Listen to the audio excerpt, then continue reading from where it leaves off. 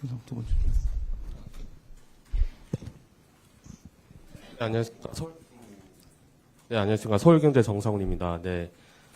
즉시 실행 가능한 민생 대책에 대해서 말씀하셨는데, 그동안 말씀하신 걸 보면 지역 화폐에 다른 대안이 있을지도 대단히 궁금하고요. 그리고 이번에도 그렇고 흔들리지 않는 평화 얘기를 말씀하셨는데, 지금껏 후보님께서 대북 정책에 대해서 특별하게 말씀하신 건 없는 것 같거든요.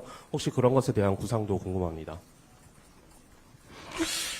대북 정책에 대해서 제가 말하지 않은 것이 아니라 끊임없이 똑같은 얘기를 반복해 오고 있죠. 똑같은 얘기를 자꾸 반복하면 안 좋아하실 것 같아서 그랬다는 말씀을 드리고, 지금 좀 전에 타임즈하고 인터뷰를 하고 왔는데 이 문제에 대해서 관심이 많더군요. 대북 정책, 제가 유세 때는 많이 말씀드리고 있어요, 지금. 못 보신 것 같은데,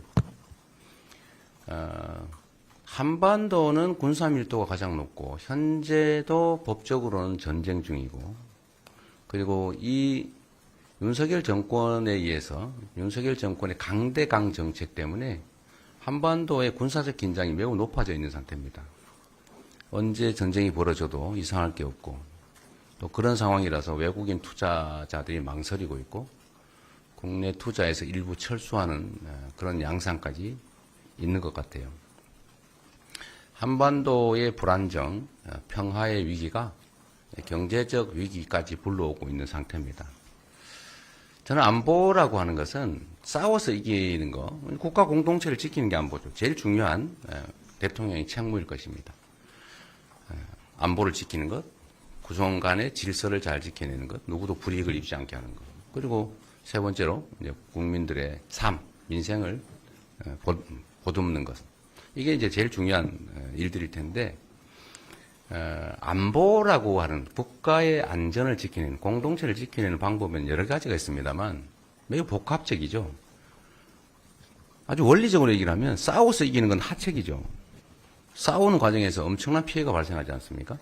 다 대량 파괴되고 대량 살상되고 더 많이 살아남은 쪽이 이기는 거. 그게 진 것보다는 낫겠지만 하책이죠.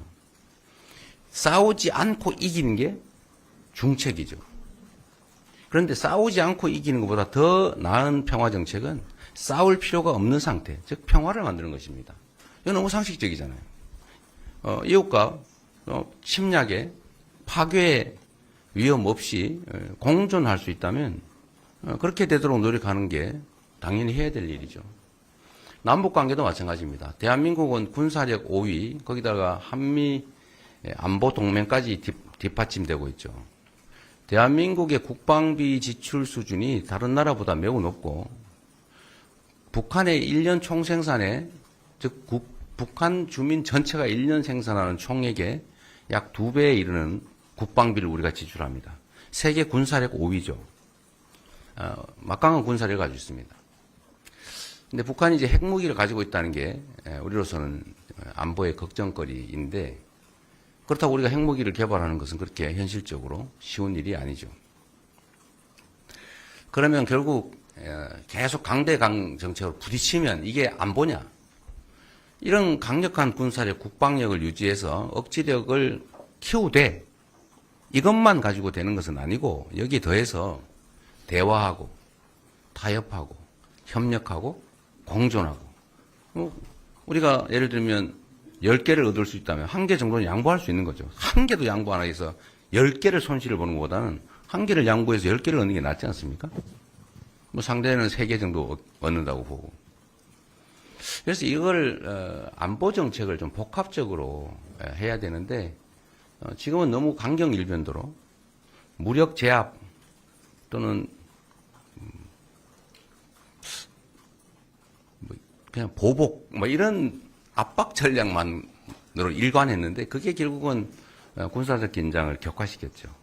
그래서 저는 막강한 국방력, 군사력을 우리가 유지를 하고 또 강화를 해나가고, 한미 안보 동맹도 강화를 하되 가능한 대화, 협력, 소통, 공존의 길을 찾아야 한다. 이게 저는 대북 정책이라고 말씀드립니다.